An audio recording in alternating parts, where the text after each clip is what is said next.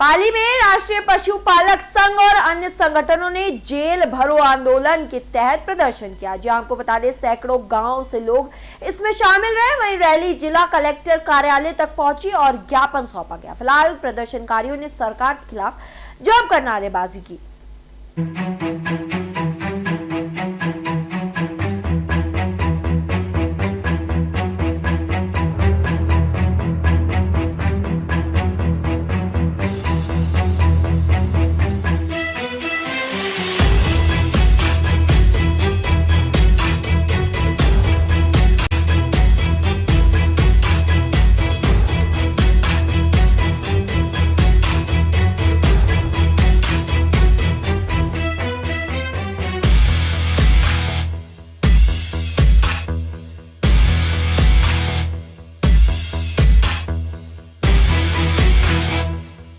Jail भरो आंदोलन का ये छठा आंदोलन था।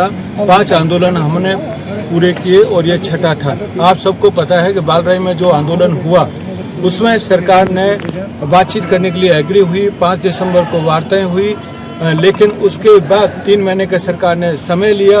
उसके बाद सरकार वापस वार्ता के लिए नहीं आई। दूसरी तरफ हमारे लोगों को गिरफ्तार कर रही है, उनके ऊपर केस लगा रही है। एक तरफ डिस्कशन, दूसरी तरफ सप्रेशन। तो ये नहीं चलेगा। इसी के विरोध में हमने ये पूरा आंदोलन शुरू किया। दूसरा हमारा जो इस आंदोलन का जो पॉइंट है, हमारे साथ ओबीसी, मूल ओबीसी के हमारे पास अध्यक्ष भी हैं कि आरक्षण का उपवर्गीकरण होना चाहिए। सुप्रीम कोर्ट ने भी डिसीजन लिया हुआ है कि ABC 3 भाग होने चाहिए। तो एक मुद्दा ये भी है कि उपवर्गीकरण होना चाहिए। DNT का जो मुद्दा ये है कि उनके लिए जो 10% रेंट आयोग, किराते आयोग, सुप्रीम कोर्ट सबने बोला है, तो उनके लिए अलग से सेपरेट उनका एक आरक्षण होना चाहिए। आवास, पट्टे, जमीन उनके लिए होनी चाहिए क्योंकि ये मूविंग पॉपुलेशन है।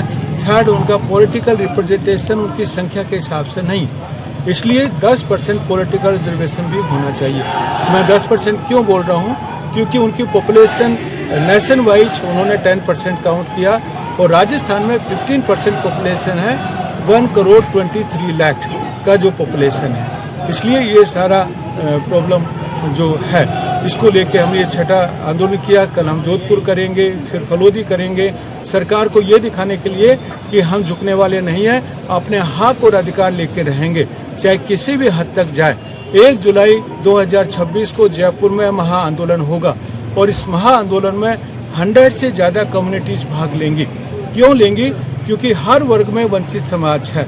जैसे जो हमने एक मॉडल बनाया है जिसे हमने दोस्त नाम दिया है D4 जो DNT कम्युनिटीज, O फॉर वंचित वर्ग OBC, S फॉर वंचित वर्ग SC, T फॉर वंचित वर्ग ST। ये चारों कम्युनिटीज में जो 150 समाज हैं, इन 150 समाज का 60 to 70% हिस्सा खाली 15 समाज लेके जाता है।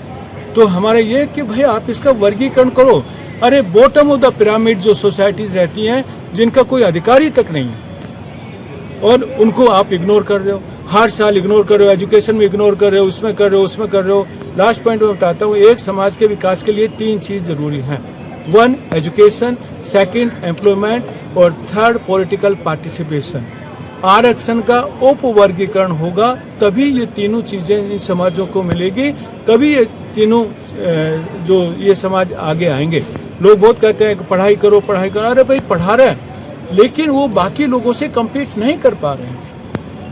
वो उनका जो सोशल बैकग्राउंड है, उनका जो इकोनॉमिक बैकग्राउंड है और दूसरी जो साधन संपन्न जो सोसाइटी है, उनका इकोनॉमिक और सोशल बैकग्राउंड डिफरेंट है। सुप्रीम कोर्ट ने बोला है कि 2 आधार पर रिजर्वेशन होना चाहिए। 1 एडिक्वेट रिप्रेजेंटेशन इन एडमिनिस्ट्रेशन और 2 होमोजीनियस ग्रुप, एक जैसा समूह होना चाहिए। आज होमोजीनियस ग्रुप किसी में भी नहीं है, चाहे SC हो, ST हो और OBC हो। इसलिए हम लोग ये वर्गीकरण की मांग करने के लिए आए हैं। मेरे साथ में रतन नाथ जी और हमारे डॉक्टर RC कुमावत मूल OBC के अध्यक्ष हैं। तो आप प्लीज़ इन दोनों का इंटरव्यू जरूर कीजिए।